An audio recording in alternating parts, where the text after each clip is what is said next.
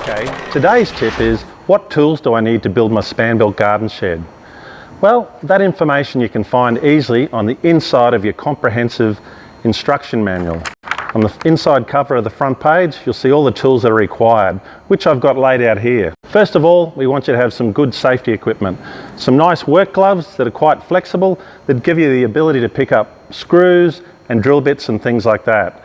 Also, importantly, because you're working with steel, have some safety goggles or spectacles on, just to protect your eyes from any sharp instruments. We're also going to need things like a cordless power drill with a Phillips head bit in it. That's the most important tool because there's a number of screws you've got to screw in to build your shed. Other things you're going to need, a tape measure. The tape measure will be used for measuring components, just if you want to double check you've got the right component to go in as per the instructions. Also, it's ideal for using to check measurements like building your doors, to check that you've got them square. Other tools we're going to need, screwdriver, shifting spanner. We also need a pencil to mark any measurements that you make during the building of the garden shed.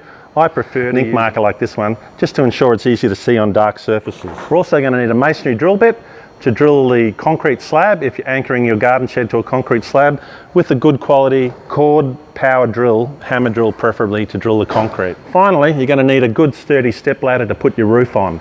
So I trust those tips will help you, and don't forget to check out our garden sheds available at spanbiltdirect.com.au.